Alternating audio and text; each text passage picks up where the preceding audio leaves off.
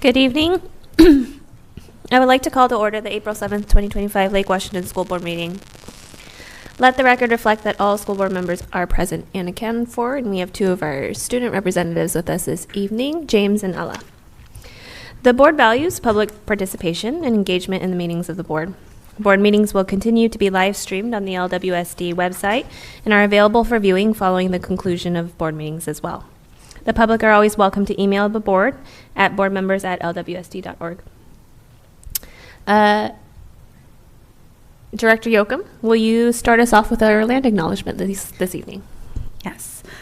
The Board of Directors of Lake Washington School District acknowledges that our district is on the indigenous land of the Coast Salish peoples, who have reserved treaty rights on this land, including the Duwamish and the Snoqualmie Indian tribe. We thank these caretakers of this land who have lived here since time immemorial. We commit to continue collaborating with our Native community to teach the indigenous history of this land and these local tribes to all children of the district. We also commit to provide the best possible education for all children of Native descent who attend our schools. Thank you, Director Yoakum. I will now entertain a motion to approve the April 7th, 2025 agenda. So moved. Second. It has been moved by Director Stewart and seconded by Director LaLiberty to approve the agenda as presented. All those in favor, please signify by voting aye. Aye. All those opposed? Hearing none, motion carries. This evening, we do have 4 separate recognitions on our agenda. We are going to go ahead and start off with our recognition for School Nutrition Employee Week. Director Stewart. Yes. Whereas nutritious meals at school are an essential part of the school day, and whereas the staff members who prepare and serve school meals help nurture our children through their daily interaction and support, and whereas the staff of the district's Nutrition Services Department are committed to providing healthful, nutritious meals to the district's children, and whereas Lake Washington School District has partnered with Sodexo to provide students with nutritious meals options for more than 40 years, therefore, we the members of the Lake Washington School Board of Directors do hereby proclaim the week of April 28 through May 2, 2025 as School Nutrition Employee Week in Lake Washington School District. Thank you. Our second recognition is for Arts in Education Month for May. Director Yoakum. Whereas the arts, including dance, music, theater, and visual arts, are defined as a core subject in Washington's state definition of basic education and considered an essential component of the complete and balanced education for all students. And whereas learning in and through the arts enables students to develop critical thinking and problem-solving skills, imagination and creativity, discipline, alternative ways to communicate and express feelings and ideas, and cross-cultural understanding, which supports academic success across the curriculum as well as personal growth outside the classroom. And whereas imagination and creativity are increasingly understood as critical capacities needed for success in the 21st century workforce. And whereas the arts can transform our schools into havens of creativity and exploration, places where students want to learn, teachers want to teach, and all members of the learning community are more engaged and motivated. And therefore, we, the members of the Lake Washington School District Board of Directors, do hereby proclaim the month of May 2025 as Arts and Education Month in the Lake Washington School District. Thank you, Director Yoakum. And third, we have recognition for Teacher Appreciation Week and National Teachers Day. Director LaLiberty. Whereas teachers mold future citizens through guidance and education and keep American democracy alive by laying the foundation for good citizenship. And whereas teachers encounter students of wildly differing backgrounds and our country's future depends upon providing quality education to all students. And whereas Lake Washington School District teachers work to create learning environments that support the district's guiding principles of connection, value, and challenge. And whereas the teachers in Lake Washington School District deserve the recognition for their hard work to help students achieve the district's vision of every student future ready. Therefore, we, the Lake Washington School District Board of Directors, do hereby proclaim May 5 through 9 and Tuesday, May 6th, as Teacher Appreciation Week and National Teacher Day in Lake Washington School District. Thank you.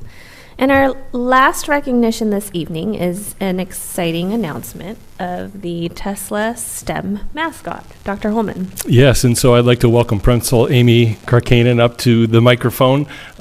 She has a whole team here tonight to provide a presentation and to announce the selection of their mascot. I appreciate all of the work that went into this, the back and forth, following our policy related to this, and we're excited to make this announcement tonight. Well, thank you, and we are very excited to be here. Just a little history. Last year, several students expressed interest in having a mascot, and then this fall, a group of students came to me with an extremely compelling case as to why they needed to have a mascot at Tesla STEM, as we've never had one. And so I reached out to Dr. Holman, and he graciously agreed to start the process. And it is now my honor to introduce 4 students from our Tesla STEM mascot committee, who are going to share with you what our mascot is and a little bit kind of how we got there.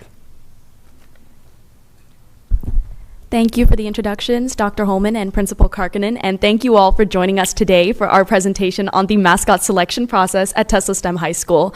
I'm Kava Trivedi, this is Alicia Lin, that's Abbas Shakir, and that's Shaurya Gupta. Now, our school community has wanted a mascot for a really long time, and a huge reason is because it builds a law of school spirit. Now, we have really strong core values and a mission at Tesla STEM High School, something that every member of our school community is aware of. And we thought that having consistent branding to reflect this to our community would be critical and super exciting. Honestly, it's really fun for a community to be able to rally behind a mascot, which was a big reason behind wanting one. When we started on this process, we knew we wanted to form a committee to standardize and regulate the process. And so this committee was co-led by Principal Karkanen and myself as ASB president. However, this endeavor was completely independent of ASB, and all members from the school community were able to submit applications, which Principal Karkanen hand-screened and selected committee members from. Now, there were 4 student reps, 1 from every single grade, as well as 2 teachers, 2 PTSA parents, and our associate principal. Our second step was students nominating possible mascot ideas. We decided to implement this by creating a form that would be later sent out to the students via Teams. Our goal for the form was creating questions that encourage innovative, responsible, and respectful mascot ideas. For example, in the requirements, we didn't specify that the mascot needed to be an animal, allowing the students some creative freedom. And to ensure responsible answers, we asked for culturally and racially appropriate ideas and an explanation of why the idea would be a good mascot for the Tesla STEM community. Keeping these guidelines in mind, we ended up with these 2 questions. 1, what is your mascot idea? Please ensure this idea is culturally and racially appropriate. 2, please tell us how this idea represents our school's values and or community. Once we had the list from all the students, we wanted to narrow down their choices. And how we did this is through these various criteria. We wanted it to be unique within the district, so it shouldn't be taken by any other schools or even nearby sports teams. We also researched possible racial and cultural connotations, and we just wanted to make sure that whatever mascot we picked had a well-developed reasoning. And so this was the final list we sent to Dr. Holman for approval, which consisted of the axolotl, the hummingbird, the python, the lightning bolt, and the salmon. And they all represent qualities that our students feel embody us at Tesla STEM, from resilience to energy to determination and intelligence. Once we had our final 5 mascots, we sent a form to our students to allow them to vote. We got 483 responses, giving us over 80% student participation. Since no mascot had over 50% of the vote, we decided to hold a runoff with our top 2 mascots. The python and the axolotl were our top 2 mascots, so we sent those 2 to the runoff. And the runoff consisted of the same process, sending out a Microsoft Forms to get our students' responses. And to increase community engagement, we also created a video in our Tesla STEM Student News, which is our community newsletter. And earlier today, we actually announced the final choice at the end of our 7th period. And the PTSA even provided treats inspired by that mascot for all our students. So now I'm sure you're excited to hear what that mascot is. So let's have a drum roll, please. The mascot of the Tesla STEM High School is the Python.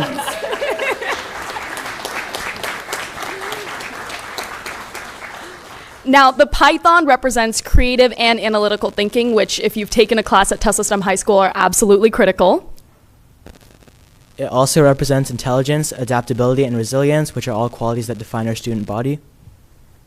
It also has connections to STEM, from the rod of Asclepius to even Python programming, which is a language that all students learn in their first year at Tesla STEM. And last but not least, the Python's ability to shed skin further reflects growth, transformation, and the pursuit of knowledge. And finally, thank you so much for listening, and a special thanks to Dr. Holman, our student, staff, faculty, and administration, and the LWSD School Board in this process. Thank you.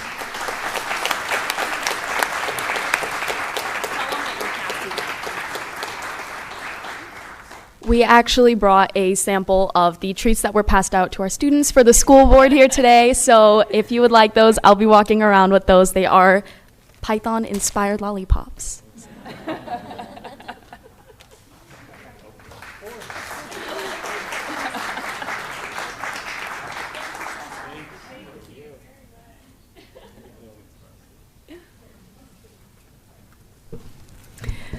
I would like one, thank you. Thank you very much. The next item on our agenda this evening is public comment.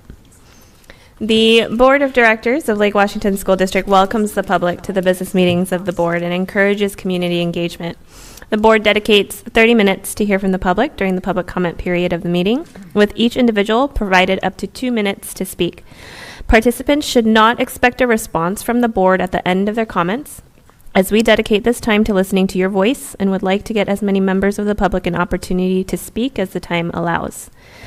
Members of the public can sign up to participate on the district website at lwsd.org/board/public comments. Sign up closes at noon on the day of the board meeting, and comments will be offered in the order of sign up. We do have quite a bit of people signed up to speak this evening. It is highly unlikely that we're going to get through everybody that is signed up. So if you have written your public comment and if you do speak or if you're not able to speak, we encourage you to go ahead and email those public comments to the board at this time or a later time, and the board will read the public comments, especially if you don't get a chance to speak. The first person that we have signed up is Rachel King. Is there a Rachel? No. Then next we have Anya Mitros. Hello. And just a reminder, we've got a stoplight in this corner if you haven't done this before. Green means go ahead and keep talking. Yellow means you have 1 minute left. If it's red, you're at 2 minutes, and we would appreciate it if you wrapped up your comments. Thank you. My third time, and every time, like, my heart rate is like 180. Anyway, last meeting I talked about how newcomers to the district are treated as second-rate citizens with a two-year tenure in the district required before supports embodied in Washington state law are accessible to newcomers. 2 years. Today, I wanted to talk about economic equity, policies affecting low-income kids. There are so many fees, and only a fraction include a clear and kind option to participate without paying. I spent over $100 on my son's PE clothes. PE is required for graduation, and PE clothes are required to participate in PE. And the only option that was available was hand-me-downs if I asked before supplies ran out. So I came here to ask for one clear phrase that every PTSA, every school, every booster club could use to offer an opt-out option or a financial aid option to students. And I was going to talk more about this, but as I was driving here, it kind of struck me that there's a bigger issue going on, which is like hugely regressive policies. Like the elimination of 7th period in high school is going to hit low-income kids the hardest. So my kids, I spend $2,400 a year on French horn lessons for one son, $4,500 on horse lessons for my daughter, $4,000 on piano for my daughter, $5,000 on clarinet lessons for my other son, $6,000 on Chinese lessons for my son, You get it. My kids get electives because I am able to spend thousands of dollars every year.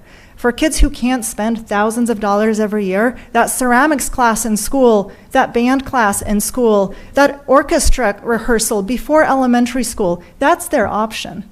So to me, the elimination of 7th period is just going to be such a huge hit to the well-rounded education of the low-income kids in this district. And that is so much bigger than the hundreds of dollars of school fees that I came here to talk about. So I don't know what you can do at this point, but I'm kind of shocked.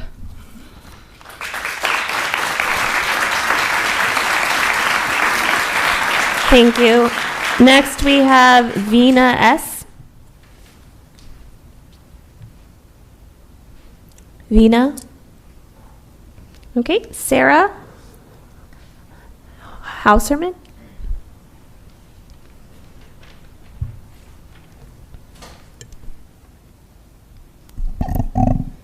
Hello, my name is Sarah Hauserman, and I am both a parent of a graduating senior and the current president of the Juanita High School Performing Arts Booster Club. When the district recently pivoted to the 6-period day to reduce the overall budget, many of us were vocal about how this would affect already suffering performing arts offerings in our high schools. As parents, we know what the pandemic did to our children who have aptitude in these areas. We parents knew that the upcoming school year, this 25-26 year, would be the real test for music, as the beginning instrumental students were virtual the year they started playing. Fast forward to the decision for the 6-period day, and the number of students continuing music in high school continues to suffer. Last winter, I thought I heard some good news from other parents. The district stated that staying in music for 4 years would become a CTE choice. However, we recently discovered that this messaging was not rolled out well to our students, both the incoming 9th graders and the returning students. To meet the graduation requirements with the 6-period day, we have heard that many students have decided to drop their performing arts classes. Our ask for you tonight from the Booster Club is twofold.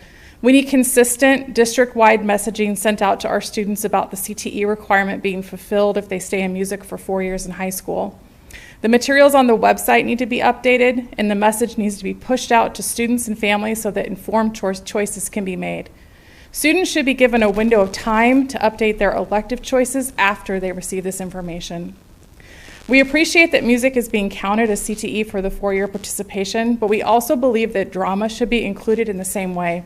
Drama is also a technical career path for many of our students. We thank you in advance for your consideration, and we look forward to partnering with you to get this messaging out. Thank you.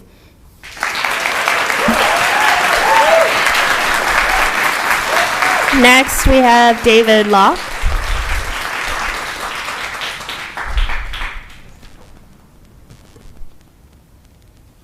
Hello.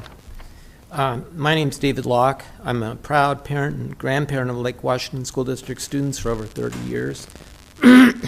Before retiring, I spent more than 22 years in education, including 16 years as a principal in Linwood and Mount Lake Terrace. I hold an administrator's credential and a PhD in education from the University of Washington. I'm here tonight as a longtime district supporter who is deeply concerned about a serious safety issue that occurred at Wilder Elementary. On March 27th, shortly after dismissal, a fully masked intruder dressed in a Yeti costume entered the Wilder campus and began filming for a YouTube video, capturing images of some students and staff members in the process. While an administrator did engage with the intruder, the person was allowed to remain on school property and even invited inside the school building. Speaking as a former principal, I find this deeply troubling. In today's world, any unidentified and masked intruder on school grounds must be treated as a serious security threat. OSPI mandates that schools must immediately report suspicious activity, secure the campus, and contact law enforcement when appropriate. These are not optional steps. They are critical safeguards intended to protect children and school employees, and they appear not to have been followed in this incident. In contrast, a week later, a second masked intruder, reportedly inspired by the intruder's YouTube video, entered the Wilder campus. This time, staff responded appropriately. Police were called immediately, and the school was placed on lockdown. That contrast speaks volumes about the seriousness of the original failure and the importance of responding swiftly and decisively to potential threats. I respectfully urge the board to investigate the events of March 27th, determine whether established protocols were followed, and ensure that every school in the district is prepared to respond effectively to similar situations in the future. Thank you for your time. Thank you. Next, we've got Kim Giordano.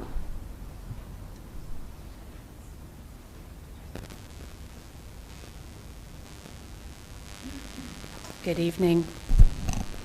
I'm Kim Giordano, professional opera singer, violinist, arts advocate, and a Juanita High School parent. I wish you'd seen the JHS Orchestra perform at Carnegie Hall last month. It was truly thrilling and a once-in-a-lifetime experience. And now removing Juanita's conductor and slashing their secondary arts programs by over 50% is sending a clear, harmful message opposite of Arts and Education Month. These students and their achievements don't matter.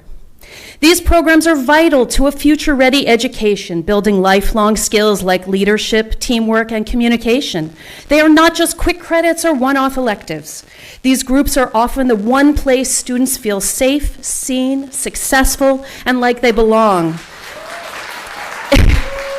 Especially critical in this post-pandemic era, since Lake Washington's school-sponsored mental health supports are practically non-existent. Basing data on pandemic closures is incomplete and unfair. Public arts funding organizations know this and are using the data to increase funding and resources, not take it away. Please know that your elementary music plans will not pan out without the high-quality teachers in the upper grade levels providing recruitment and exposure to conducted group music, and we have those teachers right now. Please don't send the message that kids who aren't in choice STEM schools or sports don't matter. There's a Juanita Orchestra concert this Wednesday at 7 o'clock. I urge you to come experience their award-winning New York program in person. These kids and teachers matter. Arts education matters, you just told us that.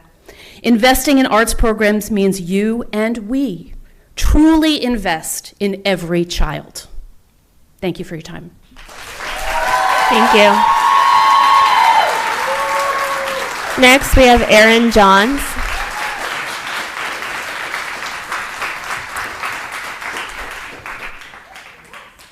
I'm sorry, did you say Aaron Johns? It was hard to hear. Good evening. Here, let me get my notes going on. So, I'm Erin Johns. I'm the music teacher at McAuliffe Elementary, and I'm here to advocate for the East Lake Choir Program in support of Audrey Spekic, who is the high school choir director at East Lake. I deeply value our district's commitment to equity, but if we truly mean all means all, then equitable access to music education must include choir at every level and in every region. Unlike other feeder areas in the district, East Lake does not offer a consistent choir program from elementary through high school. While students elsewhere grow year after year in their vocal music talents, ours often never get the chance to even begin. This isn't about numbers, it's about opportunity. Strong programs take time and consistent support to grow. Our recent East Lake Choir Festival saw 368 elementary students participate, some as young as 3rd grade. If even just 10% of them continue, that's more than enough to sustain a thriving choir program. Cutting the only high school choir class now would halt that momentum and deny those students the path they deserve. Band, orchestra, and choir may all fall under the umbrella of music, but they are not the same.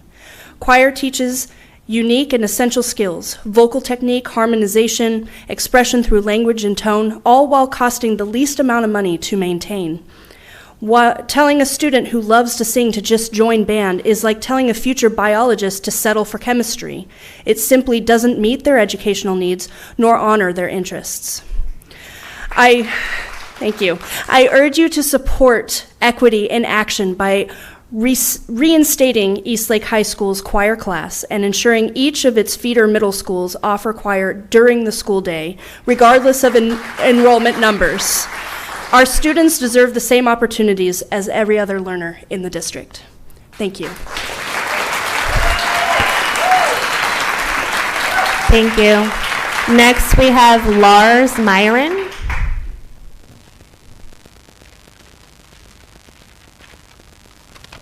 Good evening. My name is Lars Myron. I am Juanita High School class of 2009. I'm here as an alum of the choir and drama programs and a community advocate for the arts. What's happening to the performing arts in the district is heartbreaking. From what I hear from colleagues and friends, and even tonight, cuts are happening across the board, at schools, and across programs. I wonder, would we let science or AP classes disappear like this? I don't believe we would. We would act. The arts deserve that same urgency. Without the performing arts at Juanita High School, I would not be the human I am today. In drama and choir, I learned to collaborate and be a leader. I got to express myself with others like me. For some, these classes are the only place they feel seen and listened to. Are removing these options really going to help our students excel and feel safe at school? You said it yourself earlier this evening, the arts are vital to our schools and our students. So now is the time for action.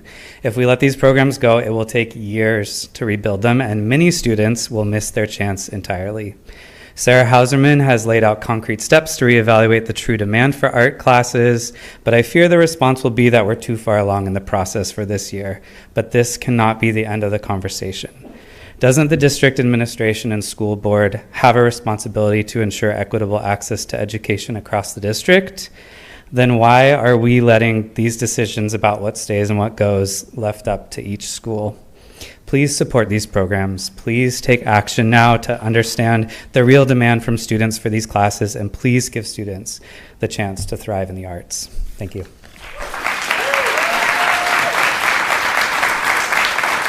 Thank you. Next, we have Lars Hauserman.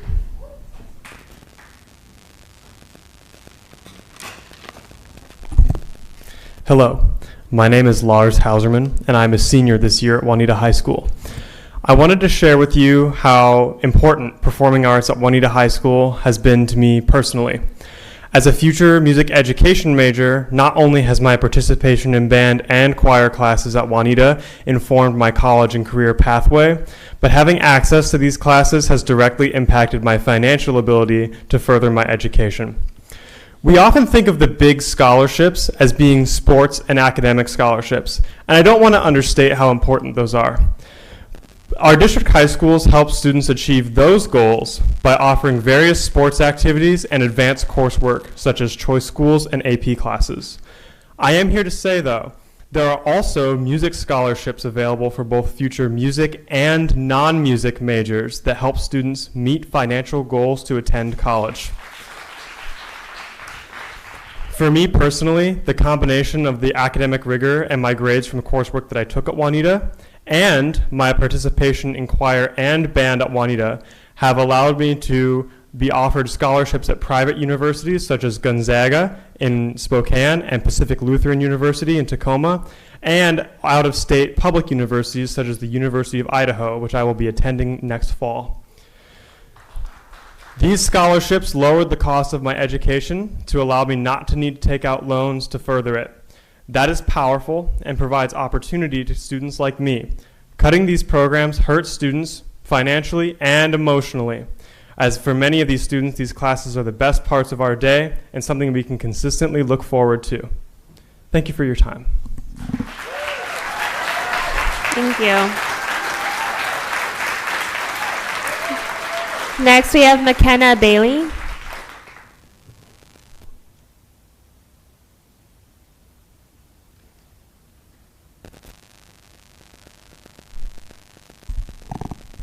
Hello, my name is McKenna Bailey, and I have been in Lake Washington's choir department for 5 years, starting in elementary school. I'm here because Juanita High School has announced that they are reducing music programs here because of low enrollment. I support reopening registration for incoming 9th graders at Juanita High School because the middle schoolers did not get accurate or all of the information. I personally was not aware that taking choir could qualify for CTE credits. In fact, the option of music wasn't even discussed in my school.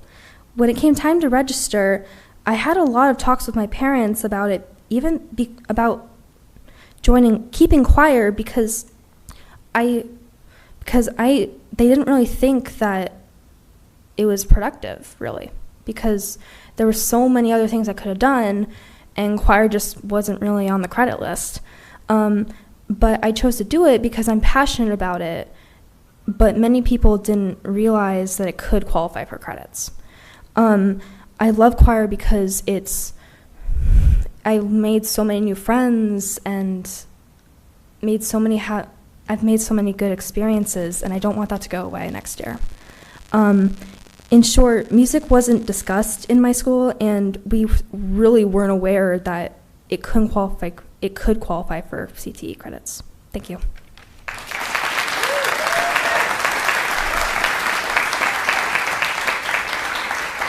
Thank you. Next, we have VJ. No VJ? Then next, we've got Kirsten Hadalick. That's virtual. Mayana Chesterfield.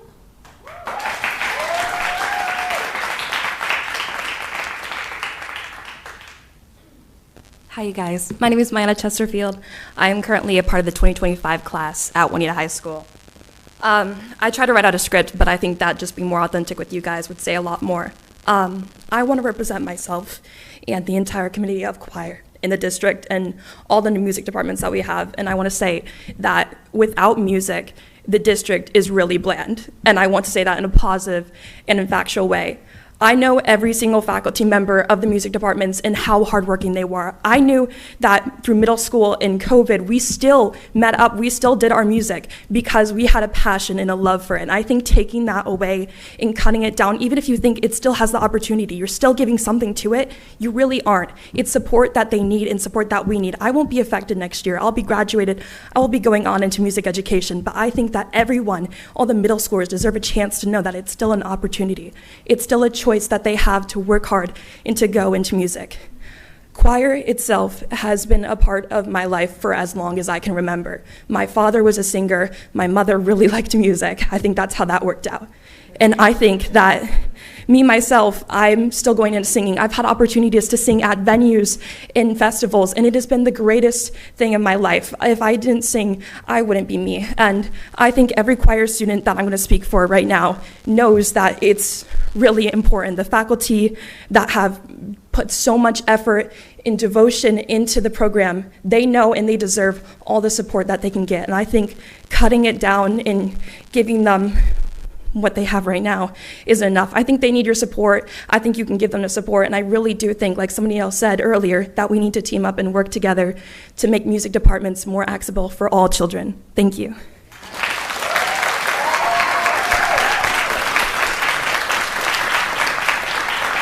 Thank you. Next, we've got Ron. Hello. My name is Ron Delamarter, and I want to talk to you guys about my high school experience. The high school experience, in my opinion, is arguably the most important part of a kid's pre-adult life. Mine was a bit odd because when I came into the high school experience, it was during COVID. We were at the very end, and people didn't really talk much. They didn't interact much. However, I joined the arts, and this gave me a sense of community, a sense of people who I could interact with and talk with. And frankly, I've loved many of my classes. My favorite teachers have been my English teachers. Shout out. But I wouldn't have enjoyed my classes nearly as much unless I enjoyed who I was sitting around and the people who I had made friends with. I've been in every band and drama class that our school has offered over the last 4 years of my time. And the communities these classes have given me have been the most treasured thing I have. I've gotten to go on trips out of state. I've gotten to meet new people who have taught me about colleges, who have given me scholarship opportunities, and who have given me ins in the professional world if I want to continue with art and theater and band and that. High school is not just a place where students are taught, but a place where students are raised. And these experiences of growing up need to be protected. These friendships and lessons that are not only taught in living in a classroom, but found through living life. We can't argue that the program still existing means that kids will get the same opportunities I had. Since my freshman year, we've gone from 4 drama classes down to now 2. Meanwhile, registration has gone up. The numbers show students want to be part of these communities. Obviously, there's reasons for all of this, and I do not envy the position that our district and our board here has been put in. But we need to start prioritizing the life of these students in the schools. Opportunities need to be made in wake of those that are being taken away. And every student who wanted to be in choir, who wanted to be in drama, who wanted to be in band and orchestra, have now decided for them that there is no space, and they need to be given second chances. I would like to move that we reopen elective registration for these students that have been pushed aside, and we properly educate students on their opportunities to continue with arts as a graduation pathway. Thank you. Next, we have Annika.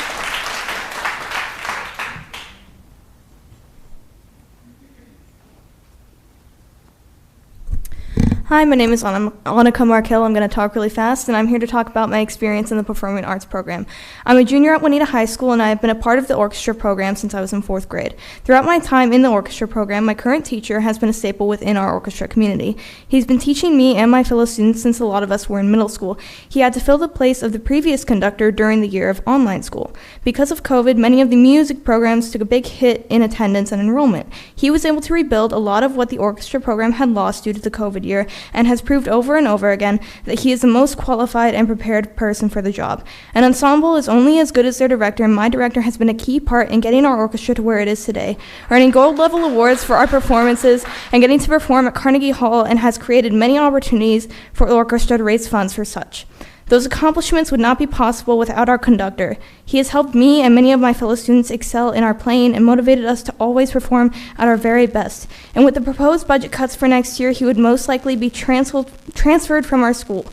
I and my fellow students believe that this should not be an option. With the amount of music classes that our school offers, transferring him, leaving all those classes to only 2 teachers, one of whom would be working part-time, is not the right thing to do. I have already seen the impact of what cutting music programs and transferring teachers has been like.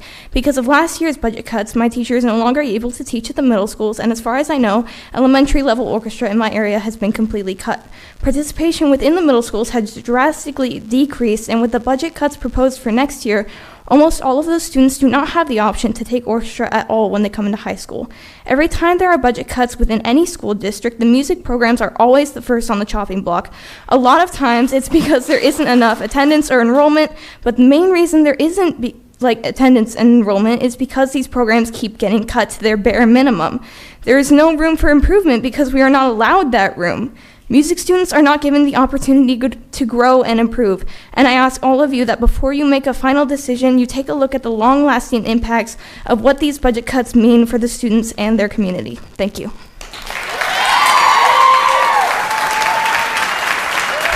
Next, we have Nicholas Gorney.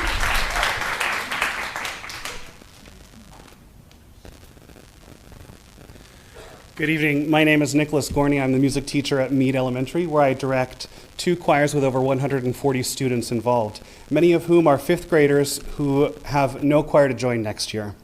This is my 17th year of teaching, and I'm here to speak on behalf of those students and the vital role choral education plays in our schools.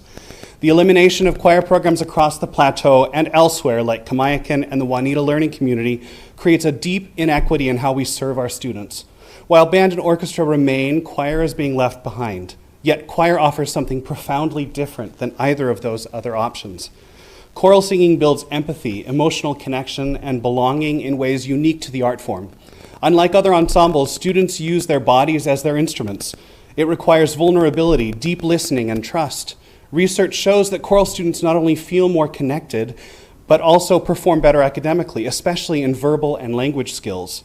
Choir is the only activity where the connections are made across the corpus callosum in the brain, activating both hemispheres, simultaneously creating healthier and more creative brain structure. For many students, choir is their safe place, a home where they are seen, heard, and valued. We must ensure every student has access to that. By supporting choir equally alongside band and orchestra, we are not just nurturing musicians, we are building confidence, identity, and community.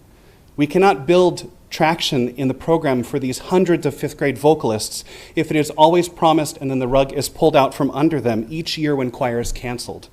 We must choose to nurture the full spectrum of our students' creativity, giving them a place where their voices, literally and figuratively, are heard. We must foster the next great creative thinkers who think outside the box. Choir isn't just a class, it's a home, and it belongs in all our schools. I urge the board to ensure equity and parity across the district's performing arts programs so that every student has the opportunity to find their voice. Thank you.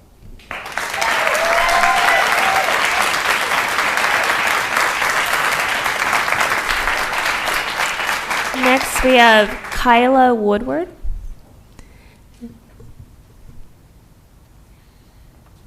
Good evening. My name is Dr. Kyla Woodward, and I'm the parent of 2 fifth graders in the school district, one of whom is at Wilder Elementary. As you're aware, there have been several safety incidents at Wilder in the last 2 weeks. While the situation has been handled, I believe this incident and the subsequent turmoil have brought to light a critical issue in the district related to transparent communication and accountability to staff and parents. I think we can all agree it's a difficult moment to be living in our country, especially as folks who are helping build a future for kids that we care about. Amidst the chaos and uncertainty, we need to come together as a community, but we can't do that without transparency and trust. It is not enough for me as a parent to blindly trust when school and district leadership tell me that safety is their highest priority. I need evidence. If the district is aware of a real or potential safety concern, immediate, clear, and transparent communication to staff and parents is required. Information should never live with one person at a school, nor should the responsibility of adjudicating a safety risk to students rest on one person's shoulders, regardless of the level of trust the community does or does not have in that individual. Let me be clear. In no instance should an unidentified and masked individual on a school campus be treated as anything but an imminent safety concern. We have seen what can happen over and over again. There is no situation where delaying law enforcement response will keep our kids safer. It's imperative that our district proactively provide information to parents. We are your best partners in maintaining safety, especially when we have a committed and engaged group of people as we do at Wilder. We want our leaders to be held accountable for the transparency and quality of their decision-making and their communication, both to us as parents and to everyone who works with kids at our schools. Please put power behind the statement that our kids' safety is your highest priority. Thank you.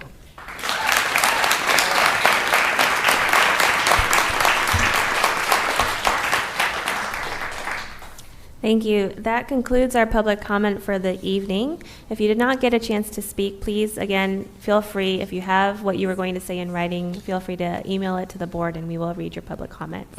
We are going to continue on with our business meeting at this time. If you don't want to stay for the rest of the meeting, please feel free to exit quietly. Thank you. The next item on our agenda this evening is the approval of the April 7th, 2025 consent agenda. I will now entertain a motion to approve the consent agenda. So moved. Second. It has been moved by Director LaLiberty and seconded by Director Stewart. Superintendent Holman, will you please poll the board? I will. Director Yoakum? Yes. Director Stewart? Yes. Director LaLiberty? Yes. Vice President Guthrie? Yes. And President Choi?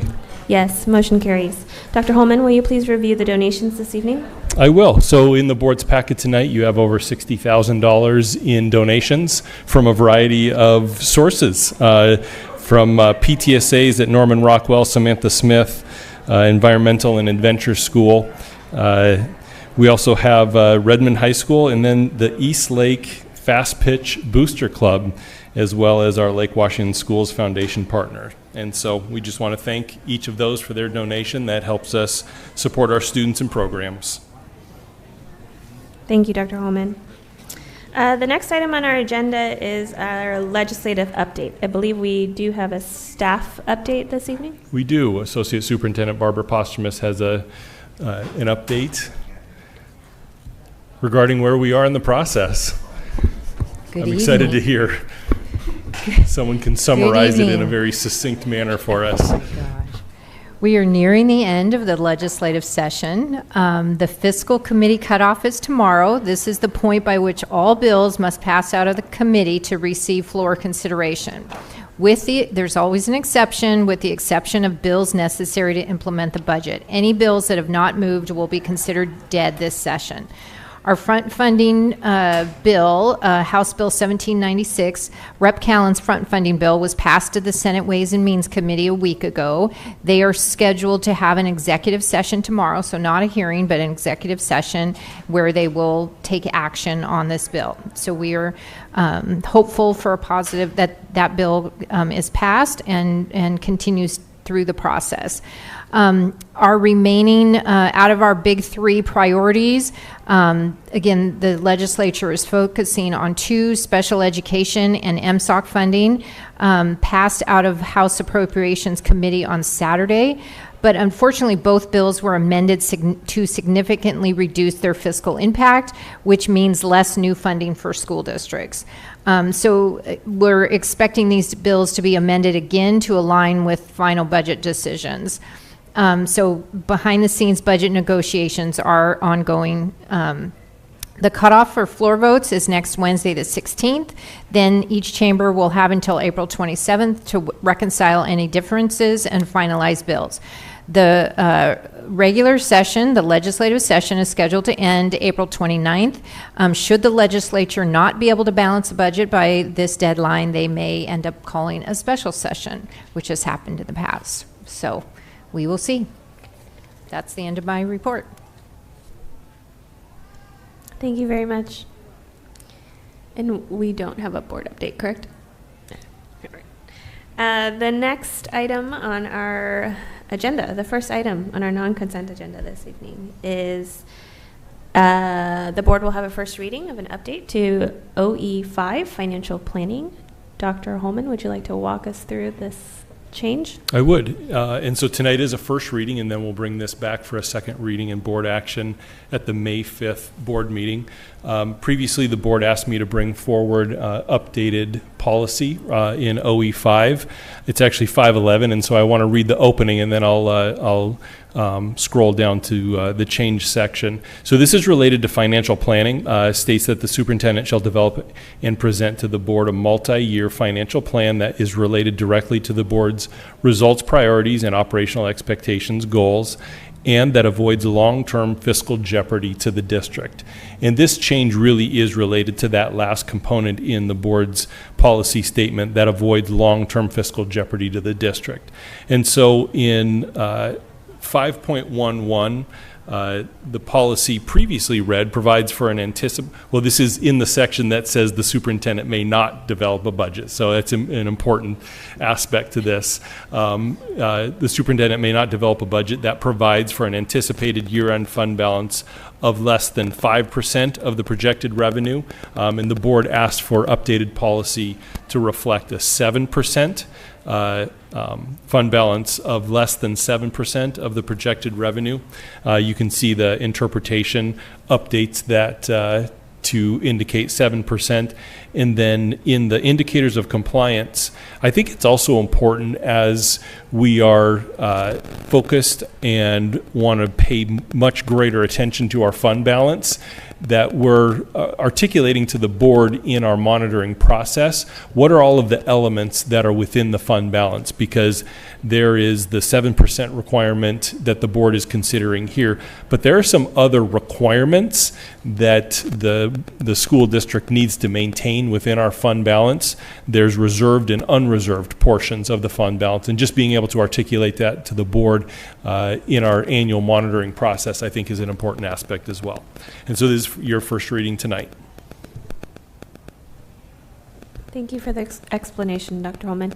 Is there any questions from the board? So this is a direct result of our conversation at our extended study session in March. Yes, Director Stewart. Real quick question. The difference between 5 and 7%, what kind of dollars are we talking? Ballpark. Yeah, off the top of my head, it's right between $10 and $12 million. Okay, thank you. And yes, Director Guthrie. Can you clarify sorry, I just lost, oh no, here's the updated language. The indicator of compliance is the general fund balance meets or exceeds the 7% now reserve requirement. Is that saying that the budgeted balance, that the budget should meet that, or is it the actual, like looking at the end of the year? So the how we've interpreted this is that well, I'll just read the interpretation and then make sure we're all clear. It says, I interpret this to mean that the budgeted beginning fund balance revenues and use of expenditures does not cause the ending fund balance. So it's really the reported ending fund balance that is the policy compliance element. And so we can't put forward a budget nor spend below that during the year. So, correct.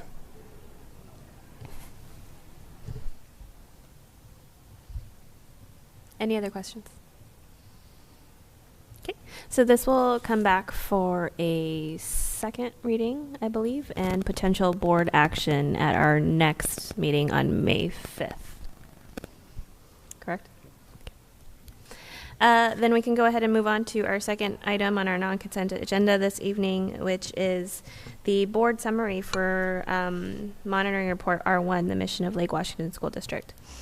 The monitoring report for R1 was presented and approved at the March 24th, 2025 board meeting. I'd like to thank Director Yoakum for writing the board summary. It was sent out to the board to read ahead of time, and we will go ahead. I can go ahead and now entertain a motion to approve the board summary for R1 mission of Lake Washington School District as presented. So moved. Second. It has been moved by Director Guthrie and seconded by Directors LaLiberty. Is there any further discussion on R1 summary? Director Guthrie? Yeah, I was wondering on the alternative metrics beyond graduation rates. To develop alternative metrics beyond graduation rates. I know we had discussion around. It's been a while, I guess, or a lot has happened. We had some discussion around the mission and vision and different components of that. I wasn't sure that we actually landed on alternative metrics, and so I just wanted to throw that out there, or to clarify, I guess, too, that we're asking for a change to R1, or we're directing the superintendent to propose a change in the indicators. Am I reading this correctly? Director LaLiberty? I read it as what's being brought forward is just the latter to propose different indicators, metrics, whatever term you want to use, for what's already in policy in R1, not to revisit the policy language in R1. I think that's how I read what's currently there. I think we could also change that language if that were the direction, but that's my understanding of, if that's the question. Mm-hmm. Yes, that's how I interpreted it. I concur. And I also interpret it as directing the superintendent to come to us with proposals for what some options could be. Anyone else? I feel like Director Yoakum, you wrote it, so you should. Are we interpreting your words the same way? Correct. I'm just wondering, are you okay with the way it is written? Are you? Yeah, I guess knowing sort of what goes into that, or I think we've danced around this for a bit, the current indicators, and are they fulfilling the broader interests of the board? And it's a hard question, or I guess I'm having trouble picturing potentially what those indicators should be. But maybe that's Dr. Holman's job, and then we can debate whether or not that feels helpful. When I read this, the board is asking for two different things. The board is asking for metrics, which those are data sets, and indicators. And so I guess as I approach this, it probably will be in the reverse order, identify updated indicators, and then identify metrics to associate with those, but also current indicators if there's alternative metrics that we could bring forward.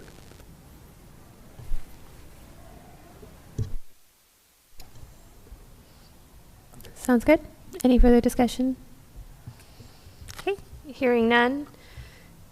It has been moved by Director Guthrie, seconded by Director Liberty to approve the board summary for R1 mission of Lake Washington School District as presented. All those in favor, please signify by voting aye. Aye. Aye. All those opposed, hearing none, motion carries. We have a second board summary on our agenda this evening, and that is for board summary of monitoring report R2, academic content, knowledge, and skills. The monitoring report for R2 was presented and approved at the February 10th, 2025 board meeting. I would like to thank Director Guthrie for taking on the task of summarizing that discussion for us in our board summary for R2. I will now entertain a motion to approve board summary for R2 academic content, knowledge, and skills as presented. So moved. Second. Second. It has been moved by Director Stewart and seconded by Director Yoakum. Is there any further discussion on the R2 summary?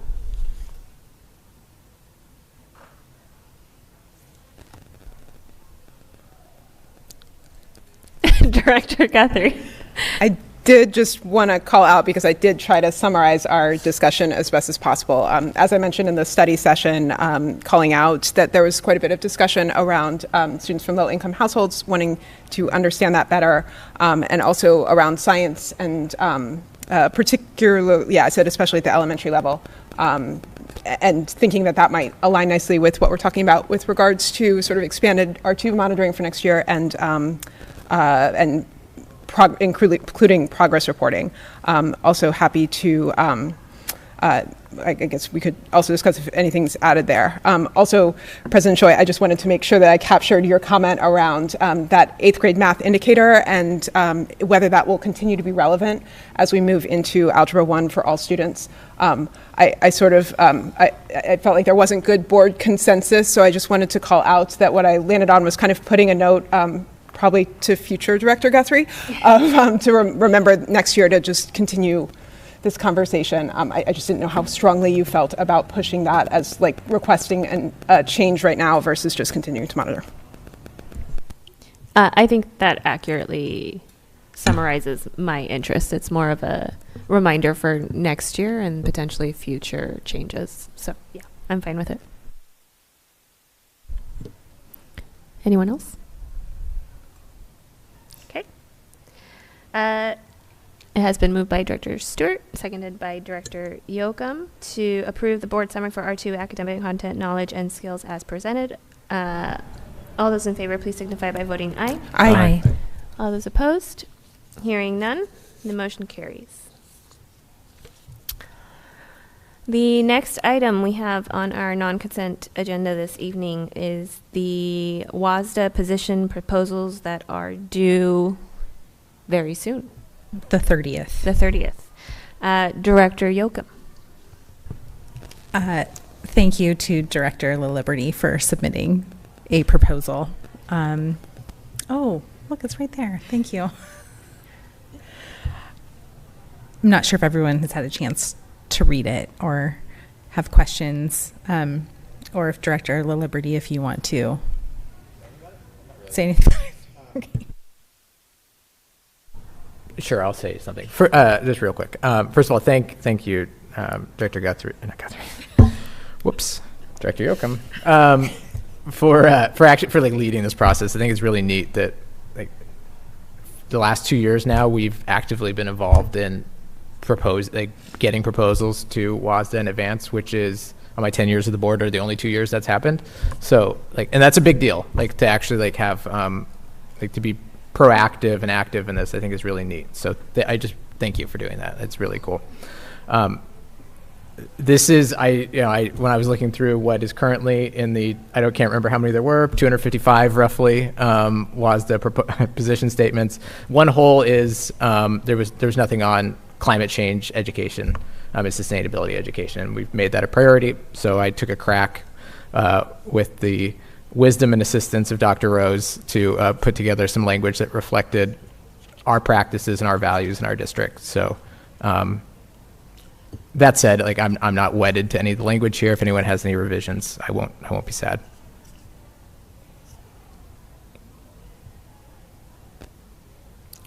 Okay, great. Round of applause, huh?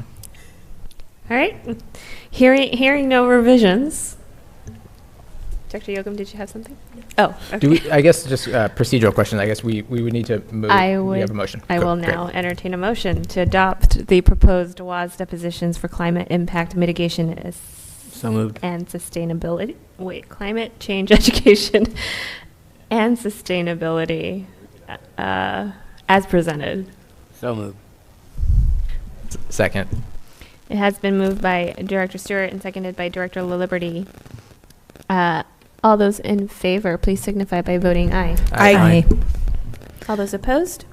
Hearing none. Motion carries, and Director Yocum would like to say something. I just want to say I will submit this tomorrow.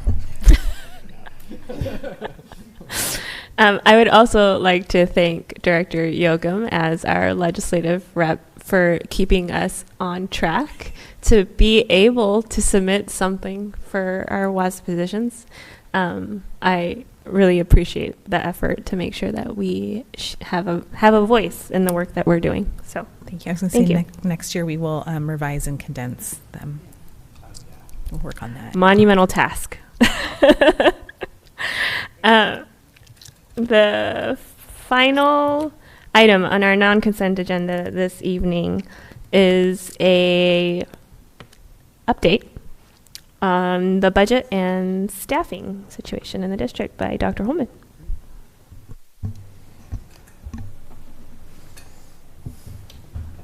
There it is. Thank you. It's interesting because I remember sitting in the Hughes room in, I believe it was the 2015-2016 school year when Dr. Pierce and the board at that time was looking down the road at potential of McCleary and all of the estimates about what could happen, what might happen. I distinctly remember a slide deck that showed in the best case scenario, here's what could happen to our district budget. In the worst case scenario, here's what could happen to our district budget. And the board, I believe, wisely chose kind of that middle road option that was presented that day.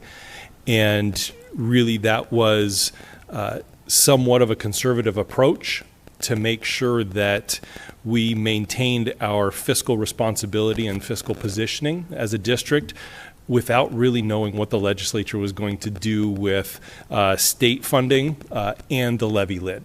And then the McCleary decision happened, and for Lake Washington, it was interesting because, yes, there was revenue that was kind of shifted around, but at the end of the day, it really was kind of a net neutral.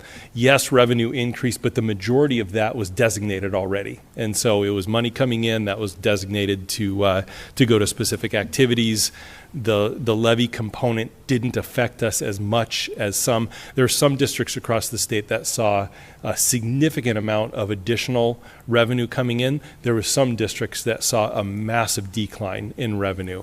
And so for us, we had intentionally built up our fund balance to make sure that we were prepared. And since that time, we have been really working to spend that down in a responsible manner. And I remember the superintendent at the time said, well, there will come a point in time, and we're at that point in time now, where we do need to align our revenues and expenditures. And so it's just interesting to have seen kind of the history of our current budget situation, having gone through the pandemic, having seen so many kind of variables and conditions that we've gone through as a district, and then to be here. And so tonight my update is related to where we are as a state, where we are as a district, because I think the state element of this budget situation is important. Because it directly relates to really where we are in our planning as a school district as well, and then want to provide some next steps. And so I'll do my best to put to succinctly say where we are as a state related to budget. Every Friday I receive a written update from from WASA. And their legislative advocate, and it's called TWIO, This Week in Olympia. And it's really kind of a review of what happened over the last week, and then a look ahead as to what's next. And in this last version, there were some really interesting statements, and I grabbed two of the statements because I think it shows the significant amount of work our leaders in Olympia have to do over the next 2 to 3 weeks. And so right now, the Senate and the House are working to create a single budget. Well, they're starting in almost completely opposite ends of the spectrum when you think about the things that the Senate is funding and the things that the House is funding, and then the generation of new revenue, and so tax implications. And so they have to bring all of that together because they really are dissimilar right now. And so just those two legislative bodies have to come together to figure that out. We also have a governor who's been much more vocal about the budget he expects to see, what he will and will not sign. I recall during his campaign and post-campaign making statements that he won't sign a budget that doesn't have $100 million set aside for increasing law enforcement across the state of Washington. He's identified already that there's a number of tax proposals that he would veto, and that the budgets that are being put together currently don't meet his expectations. And so I don't recall a time that we've been in this situation before as a state where really the three distinct bodies that need to come together related to budget are this far off at this point in time. And so I share that because we know that the work the legislator does has direct implications and impact on school districts, whether it's reduction of funding, whether it's increased funding, whether it's adoption of bills that are either funded or unfunded. We know all of those things play an important part in our ability to be able to implement a balanced budget. And so we pay attention to that tremendously. It's interesting to note that unlike the federal budget, and I'm not really getting into the federal conditions, even though we know that there are federal components that could directly impact school districts, none as of yet in terms of specific funding. But we know that our state has to have a balanced budget, meaning their revenues and expenditures are aligned, but it's over a 4-year period. And that's, I think that's an important component right now because we also know that we're hearing a lot of numbers getting thrown around. I did a quick Google search related to this, and I could have clipped and clipped and clipped because the number of news and media coverage that this legislative session has had specifically related to budget is significant. And depending on the day and depending on the report, billions of dollars are being discussed, whether it's talking about the projected revenue shortfall. I've heard numbers as low as $6 billion. I've heard numbers north of $16 billion. When Governor Ferguson kind of led with his budget, he was talking about $4 billion worth of cuts. We get updated revenue forecasts that talk about a reduction in what was historically thought to be the revenue outlook. And so there is so much. And this kind of reminds me and makes me wonder about our parents, our community, when we're talking about our budget situation. We're not talking about billions of dollars, but we're talking about significant dollars.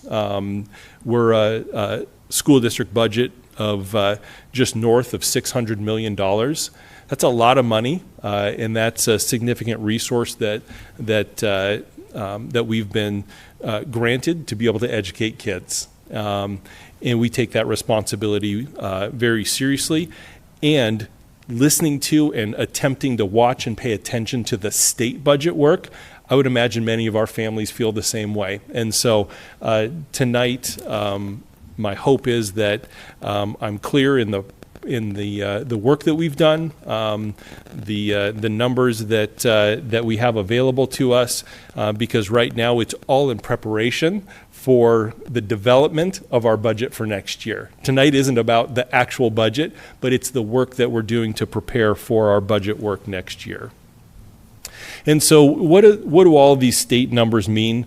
It really does depend on who you ask, which side of the aisle is talking and which agency is talking.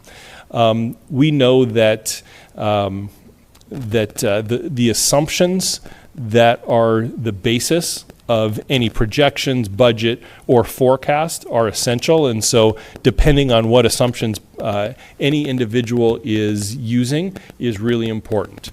We know that these numbers, that they're a projection of revenue and approved expenditures. When we think about a maintenance level budget, we know that it's projected over 4 years, not a single year. So when you hear a $16 billion revenue shortfall, that's a $16 billion shortfall over 4 years. And so simple math, and I don't think it's quite this simple, but it's about $4 billion annually of a revenue shortfall. The current biennium, so the current budget that they need to adopt, while they have to project out 4 years, they have a requirement to adopt a balanced budget for this next 2-year cycle. Has expenditures that are higher than revenue, and that creates an urgency to resolve this gap. Assumptions about projected revenue and new revenue are best guesses based on former economic conditions. And that's really what they need to develop their budget on. And so I'm going to use the term maintenance level budget, and because that's an important aspect to all of this. A maintenance level budget, it makes assumptions for revenue based on projections and formal revenue forecast. I believe it's quarterly. The state does an updated formal revenue forecast, and that's based on how their prior projection has played out, what are some of the key indicators, and then they project revenue based on that. A maintenance level budget continues current commitments while adjusting for inflation, contractual changes, or other factors that influence the cost of goods, services, or employees. And so this is similar to the district's budget in that if you just maintain current commitments, we know that inflation, cost of contracts, like all of those things, they grow every year. Just locally, for our inflationary adjustment, part of that is state funded, part of that is locally funded. We know that we receive that from the state, and then we provide that to our employees. That's a maintenance level budget, but that's an increase in revenue and an increase in expenditure. And so the state budget experiences that same thing on a much larger scale, across a much larger aspect of programs and services for the state. And so the state maintenance level budget has revenue increasing, it causes cognitive dissonance that we have a shortfall even though revenue is increasing. And it's really because of the increased costs around maintaining the current commitments.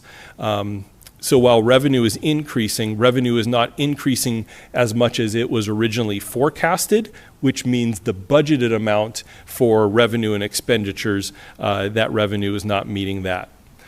Inflation, and that is for individuals, and that is for business, industry, and government agencies as well. Inflation is increasing expenditures at a higher rate than anticipated. And so you think about a budget that was developed 4 years ago, wasn't taking into account the inflationary pressures that we experienced over the last 2 to 3 years. And so those are realities that maintenance level budgets are projecting. And so just to maintain current budget activities, and again, I took a conservative estimate of about 6 or 7 different reports as to what the state would need to close the gap between their maintenance level budget expenditures and revenue. And so the state needs to do one of two things. They either need to increase revenue or taxes by $11 billion over the next 4 years, or cut expenditures by $11 billion. Either one of those, or a mixture of both, would accomplish the task of balancing the budget. If the state wants any new spending while maintaining the current maintenance level budget, they have some work to do. And so, as you know, K-12 across the state agencies, school districts, all of us, we have been part of a budget request that has been titled the Big Three. 3 historically underfunded programs and activities in school districts that would positively affect every school district in the state of Washington. And so I took these numbers from a report that WASA did, and I actually believe the special education number is actually greater than this. I thought it was north of $550 million annually, but what WASA was reporting was 440. So I cited my work at the bottom just so you have that. But on an annual basis, school districts across the state are spending about $440 million beyond the state allocation just for the program of special education to be able to provide those required services as outlined in IDEA. MSOCs, materials, supplies, and operating costs, the estimate is between $200 and $300 million, and we know that inflationary pressures have been significant across all aspects of our material, supplies, and operating costs. And then transportation, it was estimated at about $80 million annually needed to fill the gap between what was allocated and what districts are spending. And so in order to accomplish this, a very general estimate, they need to increase funding by about $1 billion to K-12 annually. All told, that's $4 billion over the next 4 years. And I know that's very simple math, but that's as they're thinking about a 4-year budget. If they were to do a blanket approval of the Big Three, it would be about $1 billion annually. And the legislature would need to make substantial cuts, more cuts than their maintenance level budget, or they would need to increase revenue to be able to accomplish this. And so that's where the state is in regards to their budget and K-12 ask. And so a couple of the timeline and next steps, Associate Superintendent Posthumus commented on this already. We know that the House and Senate are in active negotiations on a single budget, both revenues and expenditures. The last day of the session is April 29. We also know that if they don't accomplish their work by April 29, the governor can call them back into special session. And the best estimate of when this is required to be done in our executive cabinet today, the governor needs to sign the budget by July 1. And so, but we also know that the governor has veto power. He's indicated that he'll use it for some components. And so if we know if the budget moves forward and it has a tax increasing revenue such that the governor won't approve and he vetoes that part, that the budget cannot be implemented in that manner. And so we know that any veto probably would cause a special session to be required. And so those are just components that we're paying attention to and watching, knowing that the impact for us is substantial. And what's substantial? For us, it's important for us to know what are the state allocations that we can anticipate? What are the inflationary adjustments that we base our assumptions on into the future? These are all things that are essential for us to develop our budget, because our board does a first reading in June and adoption in August. And so we use that information in budget development. And so that leads into the current budget situation for Lake Washington. And again, I spent some time trying to really understand and benchmark some of Lake Washington's data and information. We're at an interesting point in time where school districts across the state are having to think about how do they balance their budget, meaning how do they have expenditures and revenues that are aligned, because we've seen a decline. Last estimate I saw, the decline in enrollment across the state was between 8 and 10%. Lake Washington has been fortunate. We've seen about a 2% decline in enrollment, and so our situation is not as bleak as others, but we still know that we need to reduce our expenditures overall.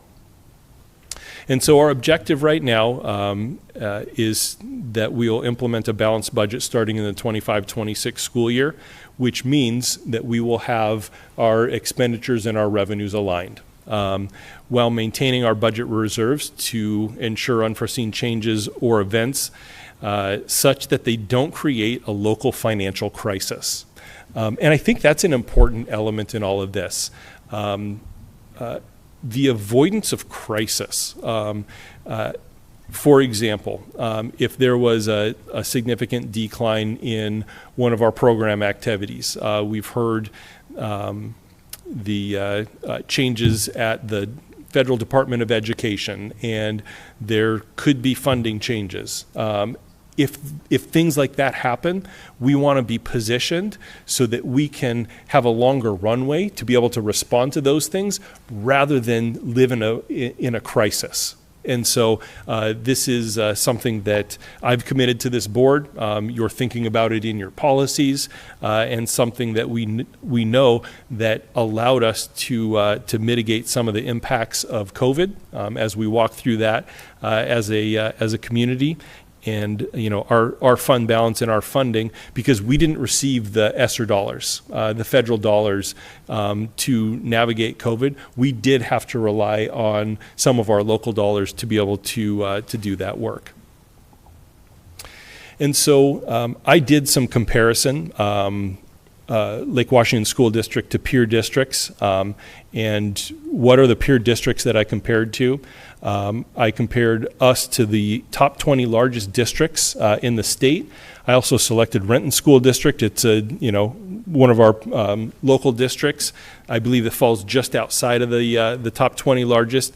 And Marysville, one of the school districts that we know has just had budget challenges over the last few years, just to help orient to where we are. It's also, all of this data is, these are publicly available metrics.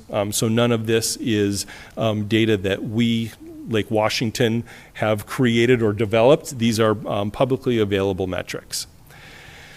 And so as I analyze these data, and before I get into it, I think you'll find that Lake Washington is a leader in fiscal responsibility and resource management. We do more with less. I think that's an important element. And one of the questions that we've consistently heard is, well, how does your spending on central administration compare to others? Because that we know if you're overspending centrally, that means you're not spending it in your schools. And Lake Washington has a very low % of central administration. And so here's the school districts. You can see Lake Washington will be highlighted in blue on the left. This is rank ordered by size of district. Lake Washington is the second largest school district in the state of Washington, with only Seattle Public Schools being larger than we are. The next slide is rank ordered by the OSPI fiscal health metric. And OSPI has developed really kind of a key indicator to identify when a district is in trouble and has the potential of moving into binding conditions, which is a financial state where a school district needs to have OSPI oversight related to their budget. I believe there are 5 or 7 school districts in the state of Washington right now that are in binding conditions and working through that process. You can see here, based on these data, that Lake Washington School District has an extremely high health metric in terms of our financial health. We second only to Kennewick School District. Kennewick School District led by former Lake Washington School District Superintendent Tracy Pierce. And you can also see that we are the highest or commensurate with Issaquah School District, Highline School District as local Puget Sound districts in terms of where we are. You can also see here there's a number of districts regionally that are having significant challenges with their budget. They're going through budget processes right now as well, but their current financial indicator score is significantly lower, and I know that creates a lot of crisis, challenge, hardship that they're going through right now. The next slide is ranked on the order of percent of central administration. Again, you can see here Lake Washington ranks extremely low in this area as well. 20 out of the 22 school districts with about 4.6% of our overall budget spent on central administration. You can see all the way up to Highline School District spending over 7% of their operating budget on central administration. And so this is something that we've paid attention to for years. This is a metric that we, like I said, we pay attention to because it's important for us to continually benchmark this to make sure that we're not overspending in central administration. I know this board has also said, make sure you don't spend too little on central administration.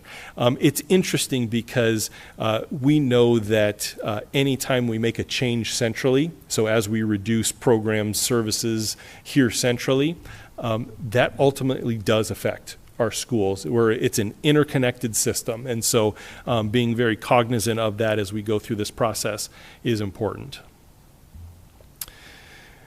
One of the things that I have thought about for quite a while is our per pupil revenue. I've heard it said a number of times that Lake Washington has significant funding and all of that, and I've always thought I don't believe that that's true, and so spending the time to actually do some level of comparison was helpful for me, but I think it's also telling regarding to how this district has used the funds that we do have. And so a rank of total per pupil revenue here, you can see again Lake Washington ranks actually receive significantly less than the majority of these peer districts, 19 out of the 22 districts.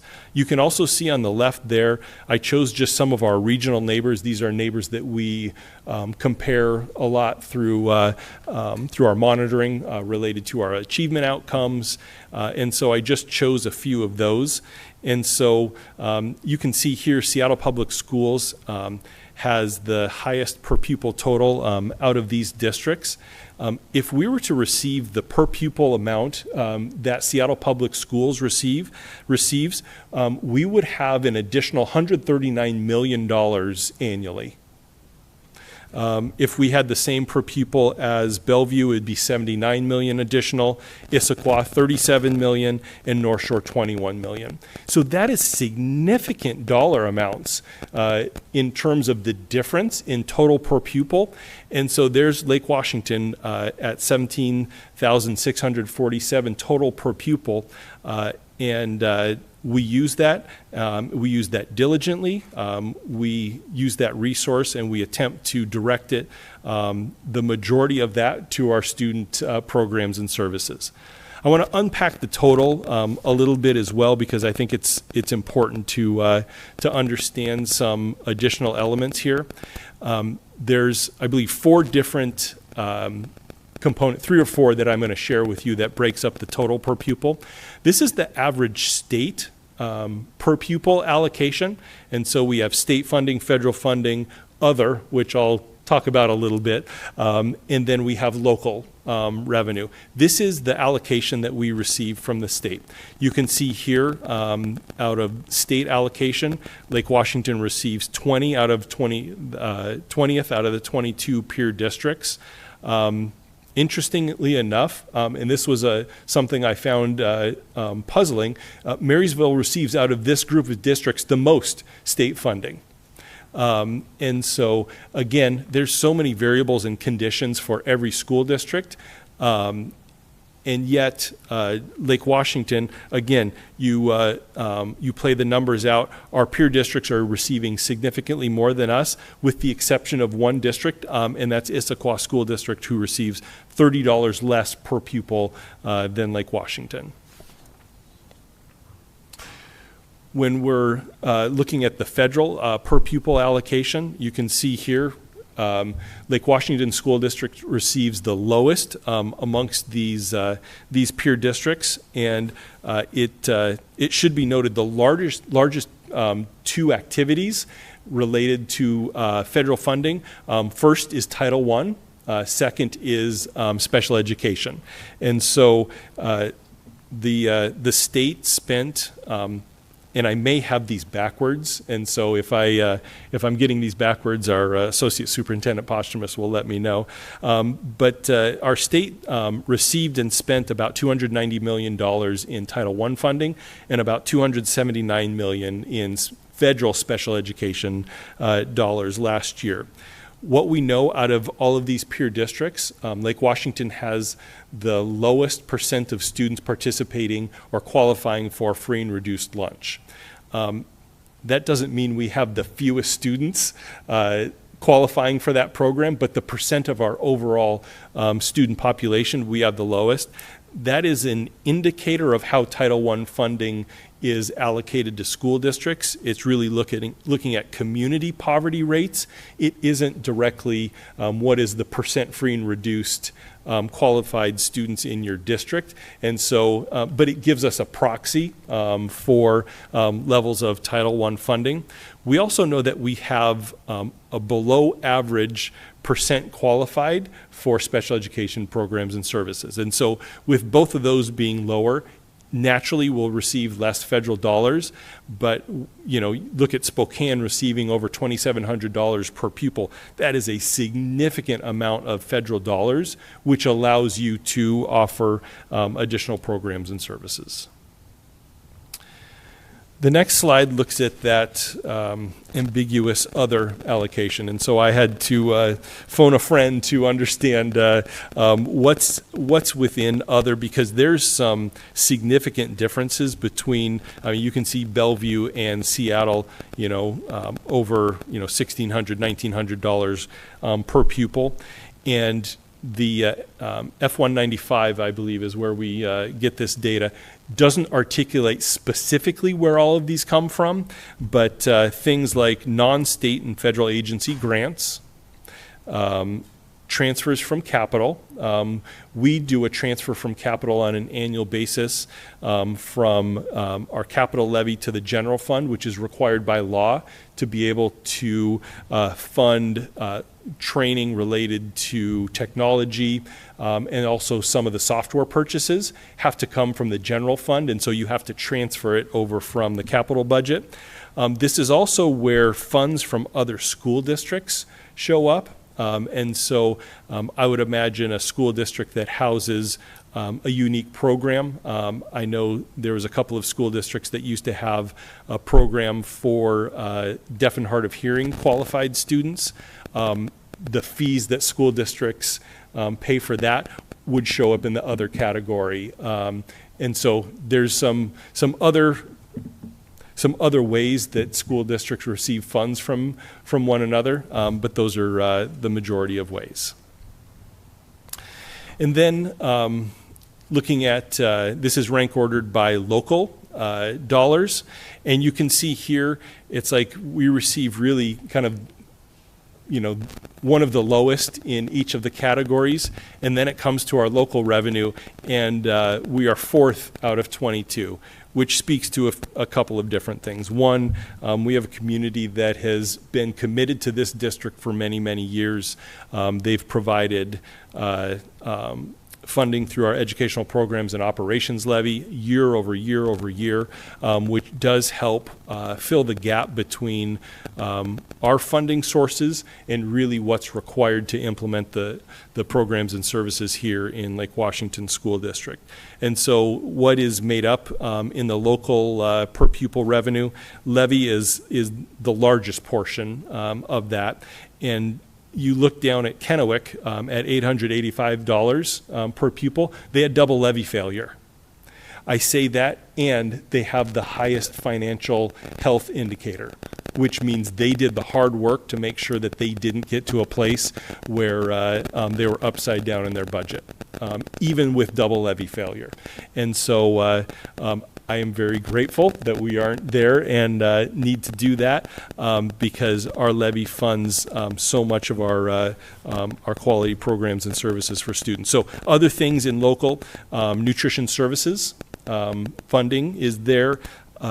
Any of the fees related to athletics, our extended day, the local program of extended day, those fees show up in local revenue, and any gifts and donations that the district receives shows up there. So that's quite a bit of data that I hadn't shared previously, but I think is important to take note of. So we actually received lower than average per pupil funding, and we continue to achieve significant results in partnership with our community. We have worked diligently to manage our resources, even as we've navigated uncertainties such as McCleary, the changes to levy lid, the pandemic, and the current decline in enrollment and changes in revenue. And so those are things that can cause a district to get upside down in their budget, leads to significant challenges. And so our work related to this has gone on for many, many years. And I know I've said this before, but it's important to note, one of the changes in McCleary required districts to do a 4-year outlook on their budget. That means there are districts that weren't doing that before. Lake Washington has been doing that, and actually we do 10-year forecasts on our budget based on our enrollment and those components. We've been doing that as long as I can remember. That is one way that we can look out into the future to determine, are there changes that need to be made? Are there conditions that we need to plan for? McCleary required it. It is something that it is just a best practice around budgeting, is paying attention to the future, being very clear around our assumptions. You've heard me talk about the assumptions that really are the basis of our budget. That is an essential part of being able to manage our budget and our revenue looking forward. And so here we are. I've committed to this board to bring you a budget that has revenues and expenditures aligned, and that comes with challenge, that comes with reduction in our expenditures. You know that school district budgets are between 85 and 87% people, which means you can't reduce discretionary budgets that are paying for required activities enough to be able to close that gap. And so anytime we're reducing expenditures to the degree that we are, there are people that are affected by that. And in that, this is very personal work. Because the people we have here in Lake Washington are tremendous. And so as we walk through this, we attempt to provide all of our folks with dignity as we walk through this, knowing that people's lives are impacted by this, even as we are committed to that fiscal responsibility of having a budget that's aligned.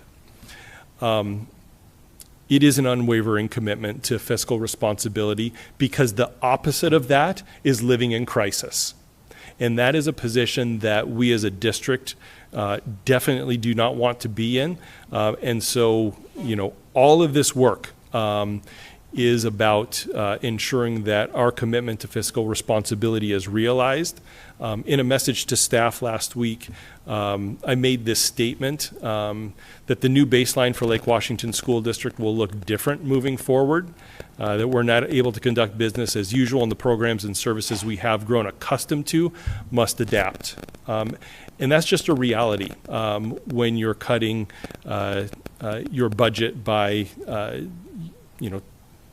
$10 to $15 million, things have to change. And so we have worked to do this thoughtfully. We've worked to do this by thinking about where are we reducing, how do we reinvest thoughtfully, knowing that we still need to accomplish the target of having a balanced budget.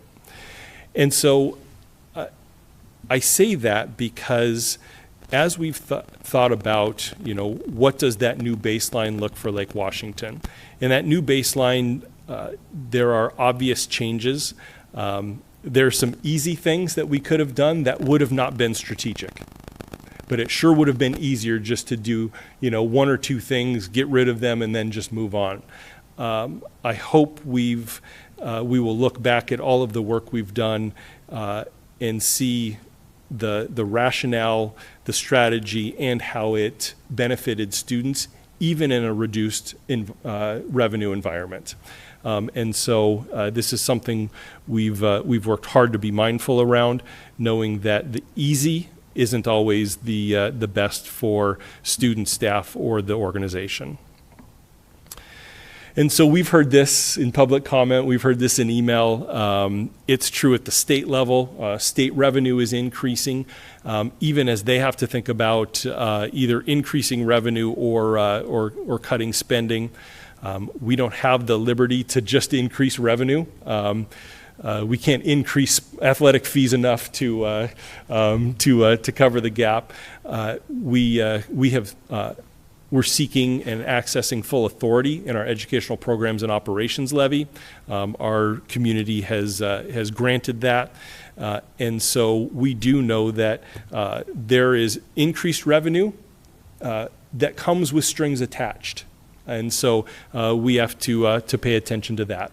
I talked about the intentionality that we've been spending down our budget reserves. It peaked 4 or 5 years ago, and I think I have a slide that shares that with you. And we wanted to maintain a responsible budget reserve, and so we also knew that you just can't spend it all in 1 year. And so we've been spending it down over time, paying close attention to it, and we are now at a level that really does allow us to move forward with a maintenance level fund balance, and one that aligns with the board's current policy and future policy should you adopt that on May 5th. This does mean that we've been spending more than we're bringing in annually, and that's been intentional to spend down our fund balance. We also know that much of the increase in our revenue it's already spoken for. I talked about the inflationary increase that our employees receive. That is new state allocated dollars. That's part of the maintenance level budget of the state, and that flows through to our employees, and there's some local cost in that as well. We kind of have one exception. I guess we did receive some additional special education dollars last year as well. It didn't close the $22 million gap for Lake Washington. We received a small adjustment in our MSOCs, but the 2-year adjustment didn't even cover the increase in each of those years in our liability insurance. And that's just one element of MSOCs. We know that all aspects of material supplies and operating costs have increased in costs here locally, as it has for all of us individually in our personal lives. And so I haven't used this term regarding our budget before, but the district maintenance level budget. In 2022-23, I indicated that based on our assumptions and our assumptions around enrollment, inflation, cost of contracts, anticipated revenue, that we would need to reduce our expenditures by about 12 to 16 million annually for implementation in the 25-26 school year. The board knows that we have been on this journey for a period of time, and the challenge is it only gets real when it's real. And that is true because our employees, our families, our community, they have busy lives. They're paying attention to their kind of their own context and kind of future 3 years from now reduction in expenditures, budget cuts. It doesn't resonate. But we did foresee that the 25-26 school year would be that point in time where we stopped using our fund balance to be able to pay for the day-to-day operations, and that we would no longer be able to rely on that. And so our revenue and expenditure history, and I believe you saw this in our informational campaign regarding the Educational Programs and Operations Levy. You can see here that we had increased revenue year over year over the last, 6 years. Slight increase from 2019, 2020 to 2021 during the pandemic. But you can also see that there was increase in expenditures during that time. The next part of the slide that I'm going to bring in is our fund balance and what we call the fiscal gap, meaning the amount of our fund balance needed to be able to cover our expenses. You can see in 2018-19 there was a jump that year, followed by another jump the following year. And then you can see 3 years of reduction. We had a planned reduction last year. It increased by about $1.5 million. In that $69.4 million fund balance, there's reserved and unreserved funds, and if you break that down, there's carryover and there's all sorts of things there. But you can see the fund balance over time with our revenue and expenditures. And if I believe later in the deck I have a projection out for our budget with revenues, expenditures, with the proposed reductions that you'll see here tonight. And so you saw this with less words, and so I added some words to make sure it's clear as we talk about it. But there's a number of strategies that we've used, some to help us kind of be thoughtful and maintain, others to avoid. And so first and foremost, our staffing models. If we're not clear and articulate and knowledgeable about our staffing models, if we're not diligent about implementing our staffing models in a situation where we have declining enrollment at the elementary, kind of status quo at the middle school for now, and growing enrollment at the high school, like if we're not paying attention to that at all levels of our staffing models, that's how you get upside down. And for our elementaries right now, they feel like, year over year, they've been reducing, 200, 300 students or so. Well, that's real staff. Those are real positions that are reduced year over year because of our staffing models. Another strategy is to eliminate program services and activities, and that is that kind of looming term of budget cuts. Like there are things that we are eliminating from our programs. Avoiding cost overruns. You've heard me talk about this, and I will continue to fall on my sword about this. Sammamish River Valley Online, right decision, wrong process. It was a school that we just could not fiscally maintain over time, and so while it was a budget neutral, it was neutral in our budget. It was costing us over $700,000 annually to run, and that's just not something that we could have maintained over time. We can generate revenue, not much, but a little bit. And so paying attention to some of our fee schedules, revising our programs, services, and activities is something that we've worked on, and reinvesting to enhance program services and activities are all things that you will see as part of this work. If we just would have lived in that eliminate, it makes it much cleaner, although less strategic. And so I think that is some of the challenge our organization is facing right now. There's just a lot of changes, albeit you take any one of the individual changes potentially, and it could be considered a small change, but you have 3, 4, 5 things that change for you and your work life, for your child's experience. And there does become a bit of overwhelm. And so that is something that we're paying attention to and recognizing as well as we go through this. And so here's the estimates for what I'm about to share. I also have, if you add up the following slides where you'll get these numbers, tonight I'm bringing to you reductions of $15.2 million, some of which were realized in prior budgets. Others are our look-ahead budget in 25-26. And so this is something that you've seen. I think you've seen this exact list through the 23-24 and 24-25 budgets. Reduction of administrative and other staff, some reduction of central discretionary budgets. We did an across-the-board 5% reduction of central administrative budgets.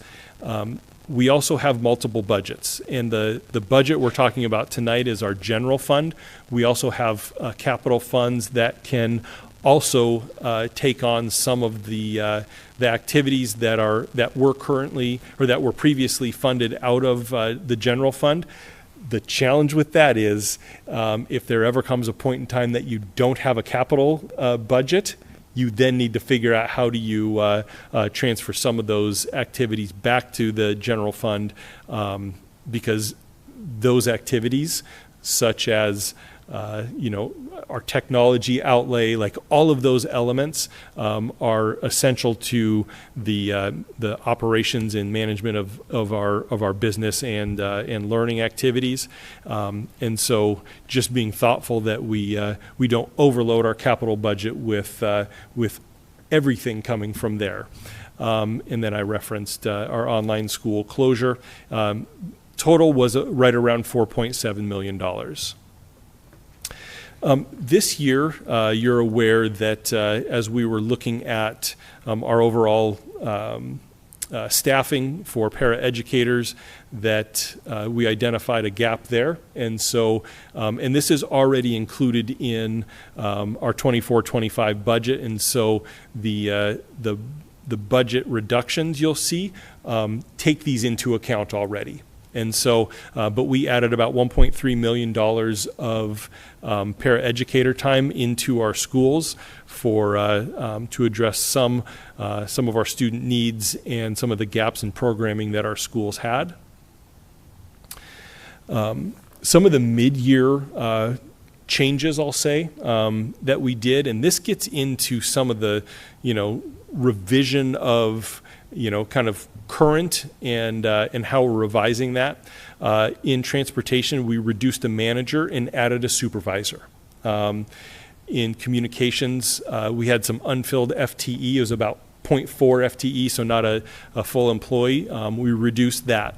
In purchasing, we also had some partial FTE that wasn't filled. We reduced that.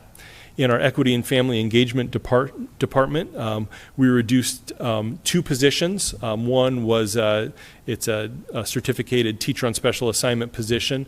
We also reduced a facilitator position and created a manager position. All in all, that was a cost savings. And then we had some smaller reorganizations, admin assistants, our landscape and grounds crew and payroll, and that was a net cost savings, almost neutral in those changes, but for a total budget savings of $250,000. Some of the other central office changes, which is a total budget savings of $2.6 million that I'll share with you. So in our student services department, reducing the director, we're also reducing a TOSA position. And you'll see on the next slide, or next side of the slide, then what are some of the responses to some of these. In human resources, we reduced a director and an admin professional. The director position was in our talent acquisition team. We had 2 directors. We know as we're declining enrollment in those components that we're actually doing less hiring at this point in time, so that's where we did that reduction. We reduced another administrative position, a principal on special assignment in our teaching and learning department. And then in our technology services, we had 4 managers. And we're moving to 3 managers. And then we have a TSS position, it's a technology support position, but there's another S in there that I'm not going to get correct. Is it specialist? Maybe. I don't know. It's open right now, and it's a position that we're not going to move forward with filling. In our professional learning department, we reduce our consulting teacher program by 4 FTE. There was also a professional learning budget that we reduced overall. And then we have a number of open positions, about 2 to 5 FTE they're open right now, and we're evaluating those as well. And so we, in our student services department, and if I had the org chart changes, you would see Director Johnny Fu, who's the current director in student services. He's really kind of blending his role with our student services and our equity and family engagement. I don't recall the exact title of his new department, but he will lead both of those bodies of work. So we have an equity and family engagement manager, as you saw previously. We will also have an additional manager for that body of work as well. Some adding of days and stipends for some leadership related to elementary new teacher support. Kind of in the professional learning consulting teachers, one of the things as we are hiring less and as we've implemented a coach at each of our buildings, really the thought is to push our new teacher support into our school sites for our elementaries and maintain our new teacher support for our secondaries, because we don't have a coaching model at the secondary model at this level at this point. We also have, as we are making reductions, we also need to be mindful that as others take on additional job responsibilities, that we do that evaluation of their job description to make sure that if there's a realignment for them, that we do that. And so we call that reorganization as job responsibilities change. And then thinking about our school changes, this totals $6.8 million in budget savings. You've seen these. You can see on the left reductions, a total of 94.8 FTE. High School Day, our elementary band and orchestra program, highly capable was both our K-5 HC and also our Pull-Out Quest program. And then our elementary staffing model is a reduction of about $1.7 million. The estimated reinvestment or add back into the system is about 33.4 FTE. It's pretty exact for an estimate. But as we think about part of our high school reinvestment, some of that comes in the form of staffing to our schools. And so each of our comprehensive high schools, in their staffing that they just received, there's all sorts of formulas for the various components of staffing they receive. They received 3 FTE beyond what their regular staffing is, along with an additional point FTE to really round out the release for our department chairs, so that all of I'll say the majority of our departments now have release for the leadership of our department chairs. It used to be, I believe it was 5 of our departments had release. The others had received a stipend for work to do outside of the regular workday. And we know really all of the work in our departments, it just gets more and more complex. And as we shift from a 7-period day to a 6-period day, we know that it was reported to us that some of our, well, in particular those that had the stipend, they were doing that as, during 1 or 2 of their release periods. And a department like, for example, CTE, that's an all-encompassing department for all CTE activities. To be able to do that with just a stipend outside of the workday wasn't going to be feasible, and so we are allocating additional FTE for them to be able to have release periods. Our elementary music programs, we're doing a shift, and that's really for the majority of our schools. Some of our schools already have implemented an instrumental grades 4 and 5 curriculum program, but we are purchasing about $300,000 worth of instruments to make sure that that's a universal music program across the district. And then elementary staffing.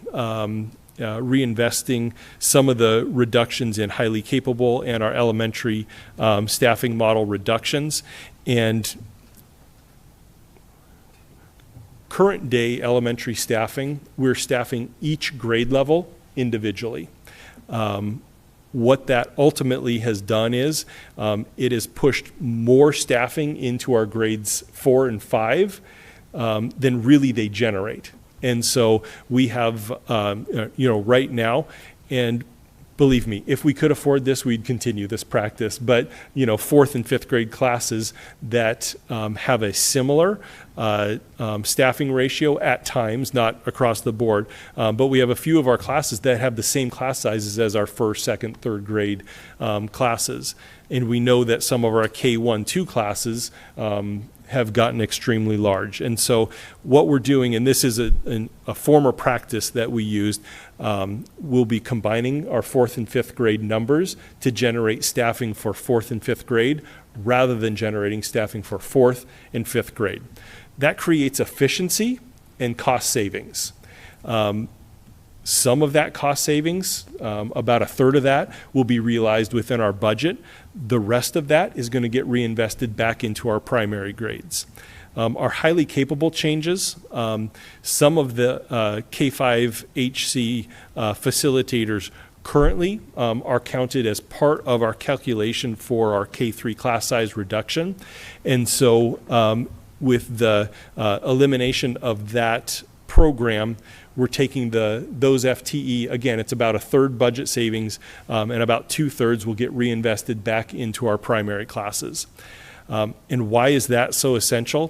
Because we know that, we know a few things. One, we know that as students transition from preschool to kindergarten, that is a critical point for really the development of skills and disposition related to being an elementary student, understanding how to work within the confines of a school, and for our students that used to be placed in learning center programs, having staffing that's responsive to being able to implement that inclusionary model and provide them with the supports needed is essential. And one of those elements is our general education staffing model. And so pushing more staffing into our K1, 2 classrooms will be essential as we are working towards our commitment to inclusion,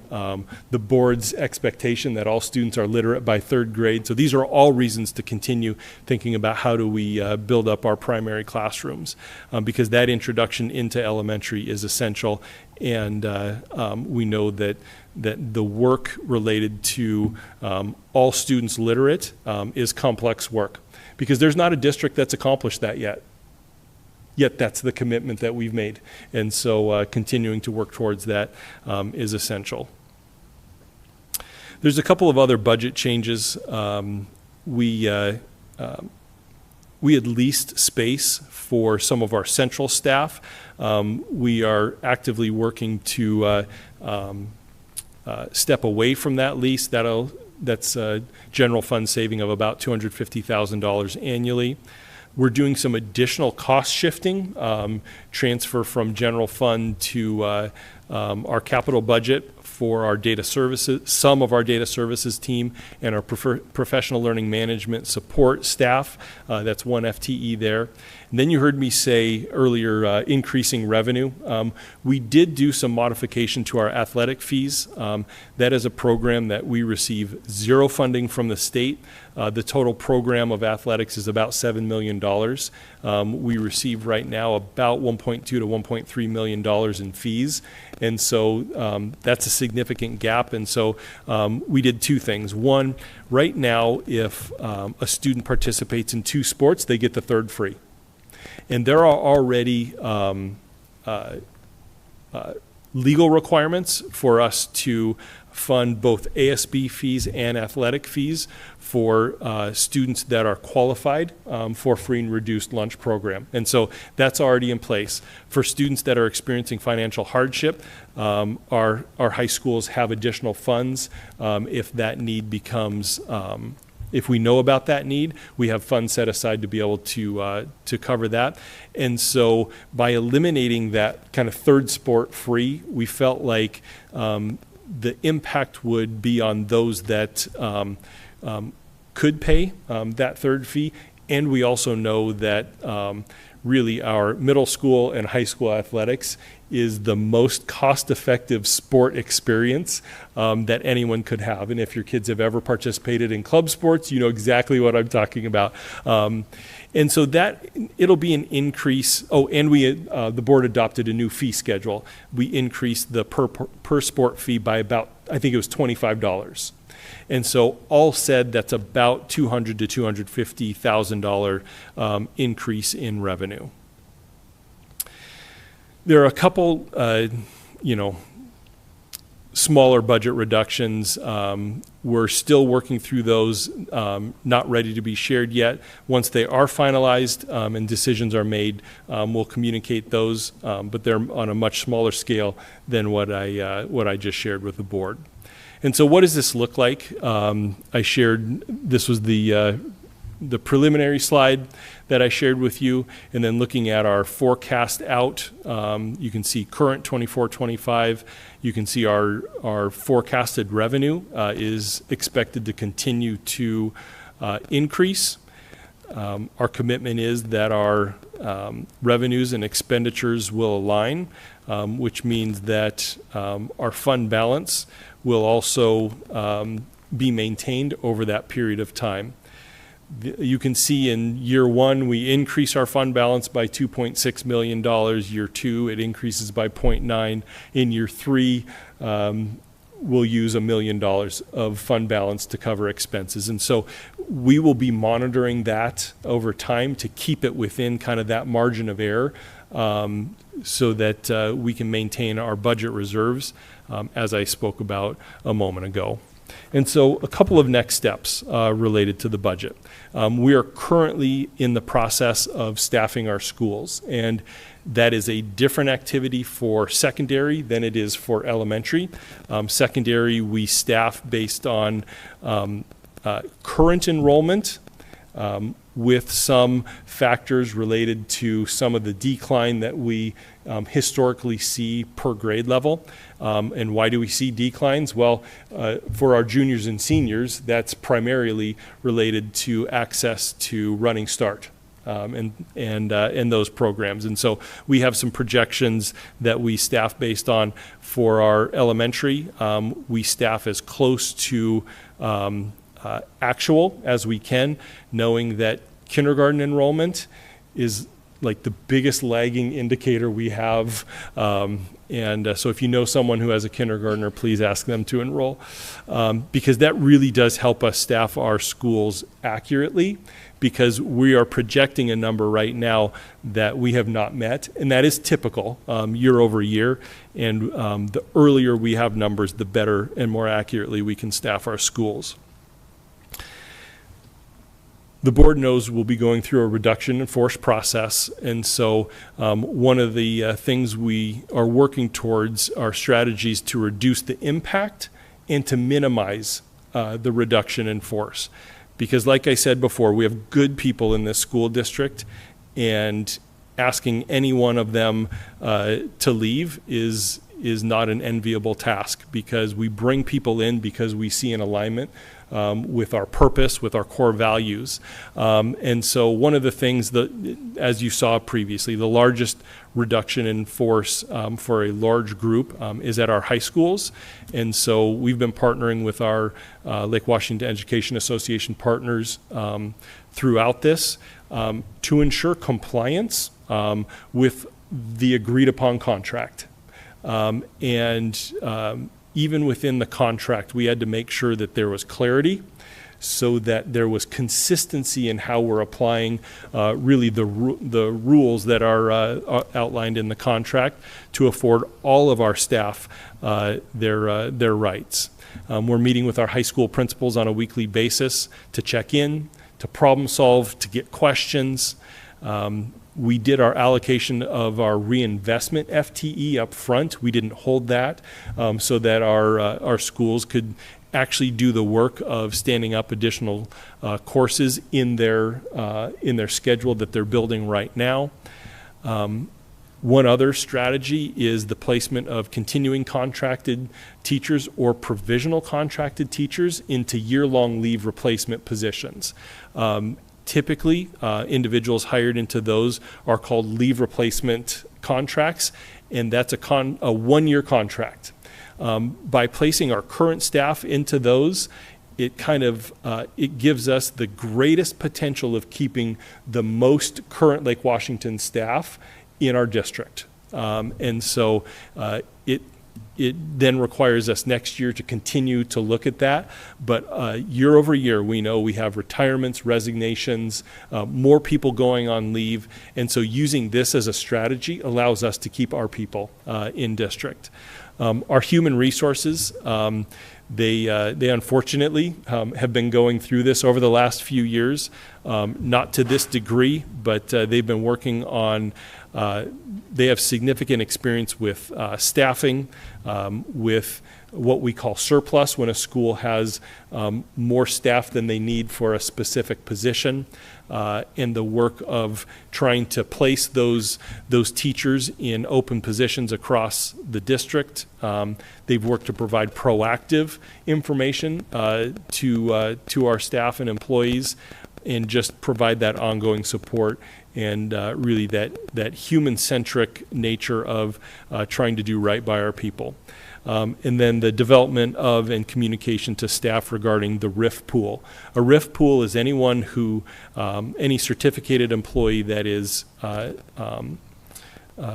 of the reduction in force, they're placed into, I'll just call it an employment pool, meaning over the next year, if we have a position that opens, we offer it to those in the RIF pool first. And so, again, that gives us the best opportunity to keep current people, even if there's a gap from when they receive a RIF notice to when they're placed. And that even occurs during the school year. And so that's a pool that we'll pay significant attention to. One of the other activities we're going through, I kind of mentioned it before, but the articulation of new job responsibilities. We're reducing, centrally, 15 FTE. We are already, as you saw, a small central office as a percent of the overall budget. And so just being thoughtful about how we're articulating those job responsibilities, knowing that there are times where we need to set some things aside and stop doing and providing, a level of service, but articulating that not only to the employee, but those that are affected by that. At the next board meeting, I will bring a formal reduction in force resolution for the board to take action on. And all of this then translates to the first reading of the 25-26 budget, which will be brought forward at the June 23rd board meeting. And we will hope that the legislature does their work so that that can be a finalized first reading of the budget. And so that is a lengthy budget update, but I thought it important to provide context for not only the situation that we face, but some of the data relevant to us as an organization that I think demonstrates a commitment to fiscal responsibility, but also mindful that the lives of our employees are affected by this, for those that may lose a job, but also those that are just in the midst of change. Those are real experiences, because just the day-to-day work of teaching and educating kids is significant. And you add on layers of change, and that creates complexity. So I appreciate our organization for walking through this in the way they are, and we'll continue to lean into to this work as well. It's my budget update. Thank you, Dr. Holman. Are there any questions? Yes, Director Guthrie. Can you clarify on the 4-5 staffing changes? You said that to date, or for the past 2 years, you've been staffing for 4th grade and 5th grade separately. Now it's together. At the building level, does that just basically look like the principal gets, here's your number of 4th and 5th teachers, figure out how you want to distribute those across 4th grade, only 4th grade, only 5th grade combined, or will all classes across the district be 4th and 5th grade combined? Yeah, great question. And so it is the former that you commented on. And so a principal will receive an allocation of teachers, FTE. And so let's say it's 5. And you distribute that to your 4th and 5th grade classes. And more often than not, you have 4th grades and you have 5th grades. And then there's times that you run a 4-5 combination or split to accommodate the enrollment that you have in your school. Our curriculum team is developing support for that, to be able to have a curriculum model that makes sense for that 4-5 program. There are other schools that have just decided we're just going to run 4-5 combination classes as the model for all of our students, and so they're already implementing that. I know at least one of our schools adopted that model last year, and I think a few of our schools have had that model in place for a number of years. But it isn't just principal receives, principal decides. There's engagement with the teachers around, because there's decision points. There's times where a cohort of teachers may say, I'd rather have 31 than teach a split. And there's just a number of decision points that is best done in collaboration with our staff. Dr. Stewart. Combining the 4-5, what does that do to the class size for that 4-5? So every situation has different set of variables and numbers. The reason you go to a 4-5 is when either one or both has really kind of outlier class sizes. And so what it does is it allows you to normalize class sizes across all of your 4th and 5th grade classes. And so it truly depends on the numbers in 4th grade, the numbers in 5th grade.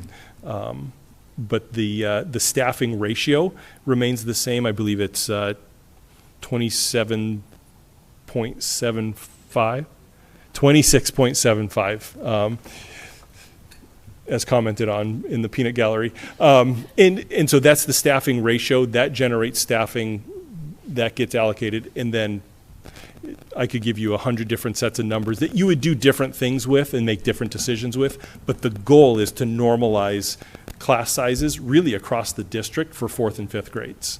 It's great, because there are other districts that I'm reading about, they're having 50 kids in a class, and I can't imagine being able to accommodate that. Any other questions? Thank you, Dr. Holman, for that update. I know there's a lot going on, and I think hopefully people will appreciate all the thought and work that's gone into how we are where we're at.